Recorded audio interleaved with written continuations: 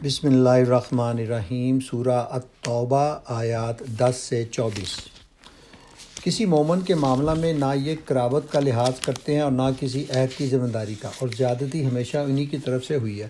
بس اگر یہ توبہ کر لیں اور نماز قائم کریں اور زکوٰۃ دیں تو تمہارے دینی بھائی ہیں، اور جاننے والوں کے لیے ہم اپنے احکام واضح کیے دیتے ہیں۔ اور اگر عہد کرنے کے بعد یہ پھر اپنی قسموں کو توڑ ڈالیں اور تمہارے دین پر حملے کرنے شروع کر دیں تو کفر کے علم برداروں سے جنگ کرو، کیونکہ ان کی قسموں کا کوئی اعتبار نہیں، شاید کہ پھر تلوار ہی کے زور سے وہ باز آئیں گے۔ کیا تم نہ لڑو گے ایسے لوگوں سے جو اپنے عہد توڑتے رہے ہیں اور جنہوں نے رسول کو ملک سے نکال دینے کا قصد کیا تھا، اور زیادتی کی ابتدا کرنے والے وہی تھے؟ کیا تم ان سے ڈرتے ہو؟ اگر تم مومن ہو تو اللہ اس کا زیادہ مستحق ہے کہ اس سے ڈرو۔ ان سے لڑو اور اللہ تمہارے ہاتھوں سے ان کو سزا دلوائے گا اور انہیں ذلیل و خوار کرے گا، اور ان کے مقابلے میں تمہاری مدد کرے گا، اور بہت سے مومنوں کے دل ٹھنڈے کرے گا اور ان کے قلوب کی جلن مٹا دے گا، اور جسے چاہے گا توبہ کی توفیق بھی دے گا۔ اللہ سب کچھ جاننے والا اور دانا ہے۔ کیا تم لوگوں نے یہ سمجھ رکھا ہے کہ یوں ہی چھوڑ دیے جاؤ گے؟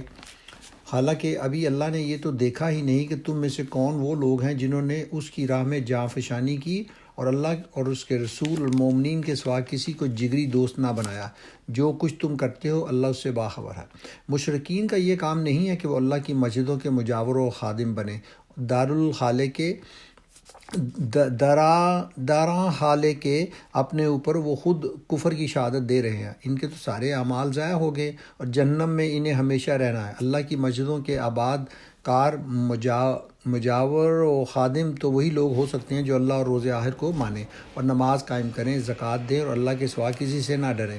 انہی سے یہ توقع ہے کہ سیدھی راہ چلیں گے۔ کیا تم لوگوں نے حاجیوں کو پانی پلانے اور مسجد حرام کی مجاوری کرنے کو اس شخص کے کام کے برابر ٹھہرا لیا ہے جو ایمان لایا اللہ پر اور روز آخر پر، جس نے جاں فشانی کی اللہ کی راہ میں؟